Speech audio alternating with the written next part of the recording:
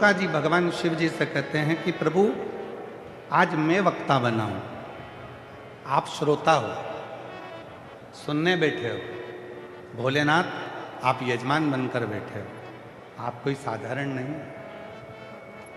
स्वयं शिव यजमान बनकर बैठे।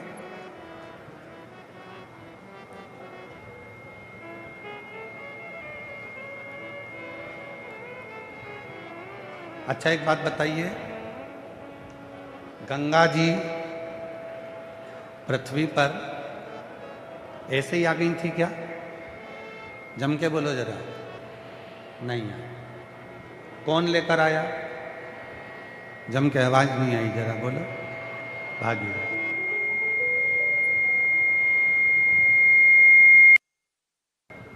गंगा जी पृथ्वी पर ऐसे ही नहीं आई हैं, उनको लेकर कौन आया? भागीरथ जी। गंगा को लाने के लिए भागीरथ की जरूरत पड़ती है, और शिव महापुराण को लाने के लिए शंकर के किसी भक्त की जरूरत पड़ती है, तब जाकर ये शिव पुराण आता है। थोड़ी बड़ा आवाज। भागीरथ गंगा को लेकर आए, तब जाकर गंगा पृथ्वी पर आई, वरना गंगा पृथ्वी पर नहीं आती। शिव जी की कथा कर रहे हैं, भगवान ओघड़दानी की कथा कर रहे हैं।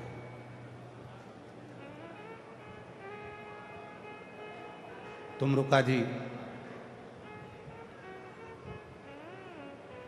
स्वयं कह रहे हैं, बाबा जैसे गंगा जी बिना भागीरथ के नहीं आ सकते,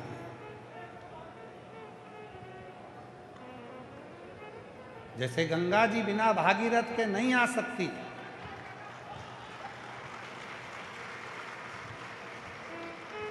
उसी तरह शिव महापुराण भी किसी भक्त के बिना, जो भगवान की साधना में डूबा है, आराधना में डूबा है, भजन में डूबा है, शिव की भक्ति करता है। और मेरी भीलवाड़ा की जीजियों को कहूँगा, बिल्कुल विश्वास के साथ कहूँगा, आप लोगों ने शंकर जी को 2 लोटा जल चढ़ाया होगा, हर बार कहा होगा कि एक बार अपने भीलवाड़ा में शिव पुराण हो जाए, तो ये शिव पुराण चलकर यहाँ पर। बड़ी मुश्किल है शिव पुराण की कथा को आना, बहुत मुश्किल, क्योंकि इसकी व्यवस्था करना शिव महापुराण की सबसे ज़्यादा कठिन है व्यवस्था।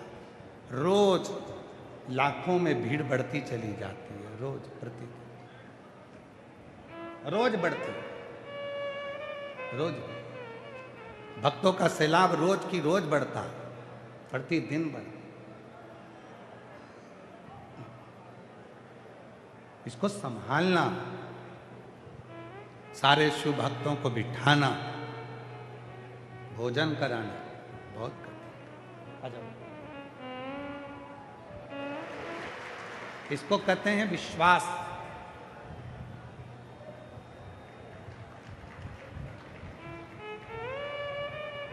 इसको कहते हैं भरोसा। इसको कहते हैं दृढ़ता। पूरी दुनिया भले आप लोगों के ऊपर हंसती हो, कहती हो कि कहाँ किस बाबा के चक्कर में पागल हो रहे हो, कहाँ कथा में जाकर बैठ रहे हो, इतनी धूप में क्यों कथा में जा रहे हो, लोग तुम पर भले हंसें, पर शिव पुराण कहती है जिस पर दुनिया हंसी है उसी ने इतिहास रची है। उसी ने हंसेंगे लोग तुम पर, ताना देंगे लोग तुम पर, कहाँ वो सियोर वाले के चक्कर में पड़े हो, कहाँ वो सियोर वाले की शिव पुराण के चक्कर में पड़े हो, घर में रहो, क्यों जाते हो, धूप हो रही है, गर्मी पड़ रही है, क्यों धक्के खा रहे हो, अंदर जाने की परमिशन नहीं मिलती, ये हो गया वो हो गया। लोग बहुत बहुत बोलेंगे, पर जिस पे दुनिया हंसी है उसी ने इतिहास रची है महाराज, उसी ने इतिहास रचा, कोई दूसरे ने रचा। शिव कथा करे, भगवान शंकर का चरित्र कर रहा है, शिव महापुराण की कथा कर रही है, भगवान शंकर का चरित्र कहता है तुमरुका जी ने चंचुला देवी को देखा, बिंदुक को देखा, जो बिंदुक प्रेत योनि में है। और तुमरुका जी भगवान देव आदिदेव महादेव से कहते हैं बाबा मैंने सुना है गंगा जी को भागीरथ लेकर आए थे। ये शिव पुराण की कथा जो तुमरुका जी कह रहे हैं कि मैं बाँच रहा हूँ, और मेरे महादेव आप जजमान बनकर इस कथा को श्रवण कर रहे हो। ईसर गोरा बनकर, गणागोर बनकर, गणगोर बनकर आप इस कथा को श्रवण कर रहे हो। बाबा मुझे समझ नहीं आ रहा कि इस चंचुला देवी ने, इस बिंदुक ने पूर्व में कौन सा पुण्य करा था जो ये शिव पुराण की कथा के यजमान आप बनकर बैठ गए। कौन सा पुण्य करा? वो पुण्य कौन सा है? आज तक व्यासपीठ पर यह कथा कभी नहीं है, पर आज भीलवाड़ा की नगरी में यह कथा ध्यान में आई है तो इसको श्रवण कर। चंचुला देवी ने कौन सा पुण्य पूर्व में कर दिया था? चंचुला देवी ने कौन सा पुण्य पूर्व में कर दिया था? चंचुला देवी ने कौन से पिछले जन्म का कोई पुण्य कर दिया था जिसके कारण बस चंचुला देवी शिव महापुराण की कथा करवाती है और भगवान शंकर और पार्वती उसके यजमान बनकर बैठते हैं? कौन सा? भगवान भोलेनाथ मुस्कुराए और भगवान शिव हंसकर कहे तुमरुका जी चंचुला देवी का यह कोई आज का पुण्य नहीं है।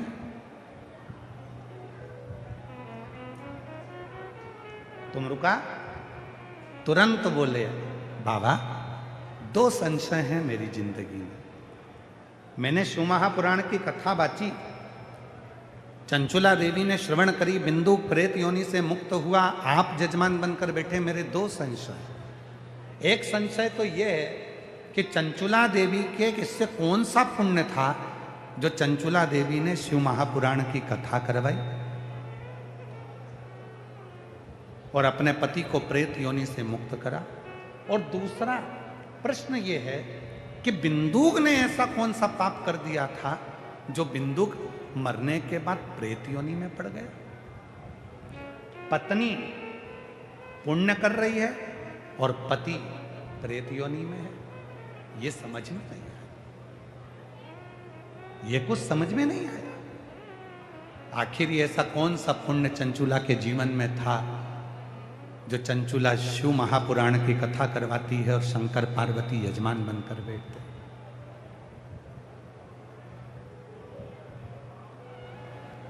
आज वही तो तुमरुका जी भी कह रहे हैं, तुमरुका जी भी तो भगवान शिव जी से कह रहे हैं कि मेरा संशय मिटा दो।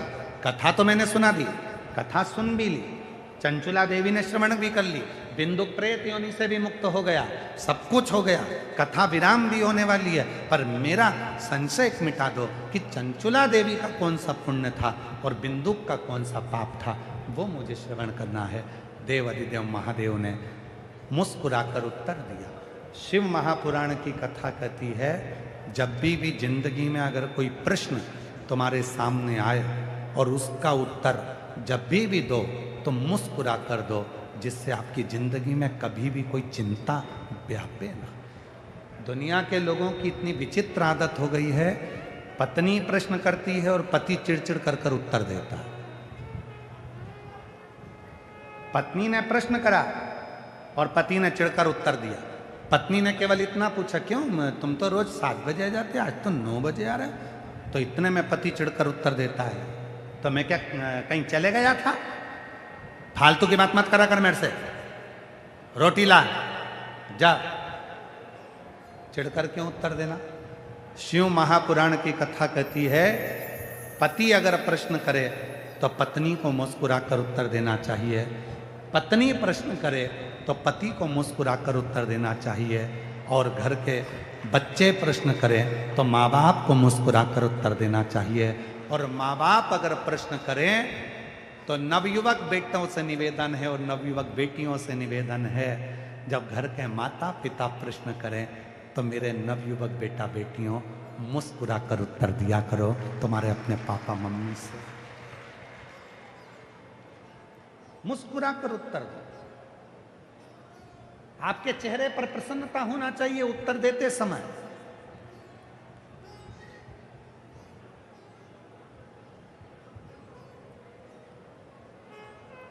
और एक बात हमने पहले भी कथा में कही थी, अभी आरणी की कथा में या भुसावल की कथा में हमने कहा था,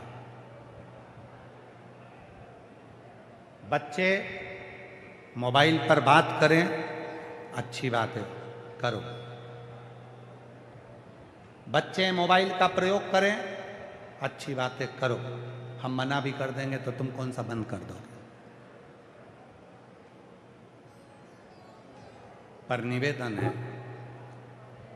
बच्चे जब तुमसे छुपाकर, तुमसे छुपकर मोबाइल पर बात करने लगें, मैसेज छुपकर करने लगें, तब तुमको ध्यान देने की बहुत जरूरत है। बहुत।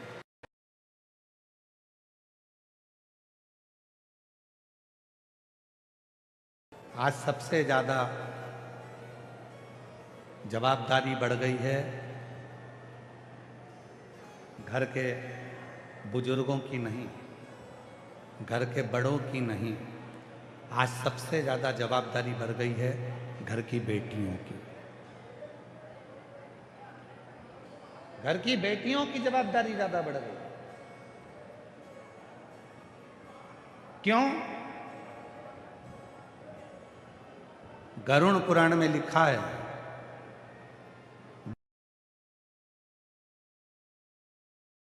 पिंड देता है मां बाप का, तब मां बाप स्वर्ग जाते हैं। बेटा तर्पण करता है मां बाप का, तब मां बाप स्वर्ग जाते हैं। बेटा तिलांजलि करता है मां बाप का, तब मां बाप स्वर्ग जाते हैं।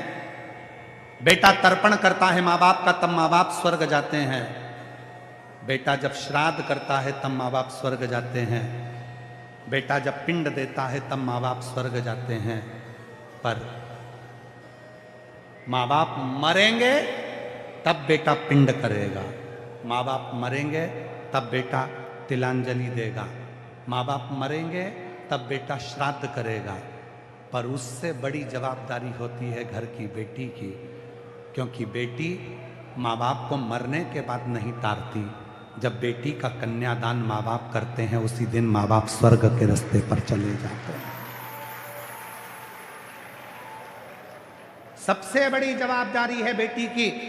एक बेटी जिसको मां अपनी कोख में रखती है, 9 महीना दुख झेलती है, तकलीफ झेलती है, उसको पाल पोस कर बड़ा करती है, और बड़ा करने के बाद अगर वो बेटी अपने माँ बाप को कन्यादान का मौका नहीं देती, तो वो माँ बाप जिंदगी भर जगह जगह प्रेत की योनि में भटकते रहते हैं और उनकी मुक्ति नहीं होती। मुक्ति नहीं,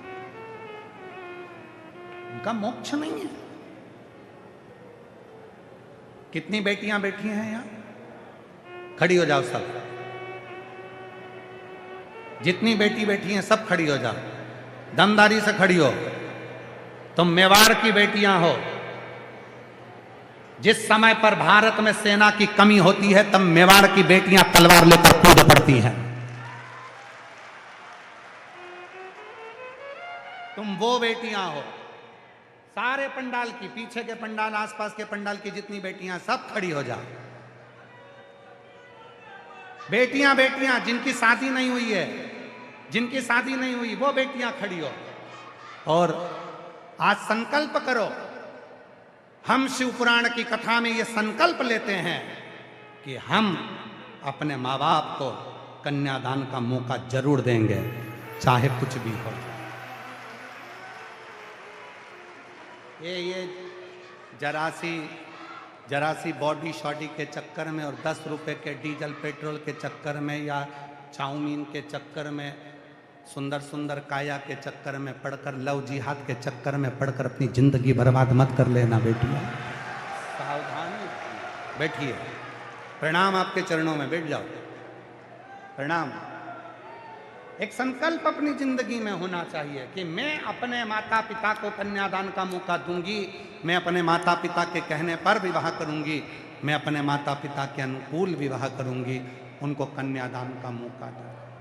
बेटा माता पिता के मरने के बाद पिंड करता है, बेटा माता पिता के मरने के बाद तिलांजलि करता है, तब माँ बाप स्वर्ग जाते हैं।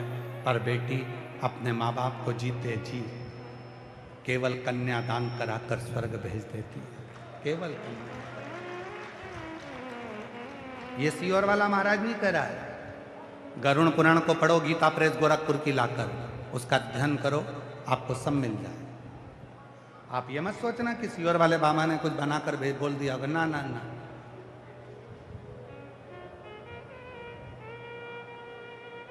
आप अध्ययन करिए, गीता प्रेस गोरखपुर की गरुड़ पुराण लाइए, पढ़ो, अध्ययन करो और फिर स्मरण कर कर। तुम रुका जी कर चंचुला का पूर्व, चंचुला देवी ने पूर्व में कौन सा पुण्य कर दिया था? चंचुला देवी ने ऐसा कौन सा पुण्य कर दिया था जो चंचुला देवी इस जन्म में शंकर भगवान और पार्वती जी को यजमान बनाकर शिव महापुराण की कथा करवा ले रही है? कौन सा वो पुण्य कौन सा? भगवान शिव जी ने कहा, सुनो तुम रुका जी, मैं चंचुला के 9 जन्म पहले की कथा कहता हूं। 9 जन्म पहले चंचुला एक भिलनी थी, भील की पत्नी थी, भिलनी थी।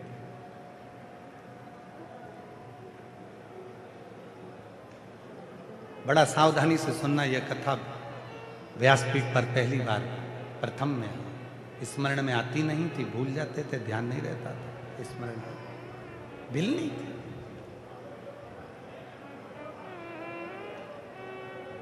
चंचुला का पति भील, ये भिलनी वन में निवास करते थे, छोटा सा झोपड़ा बनाकर रहते थे।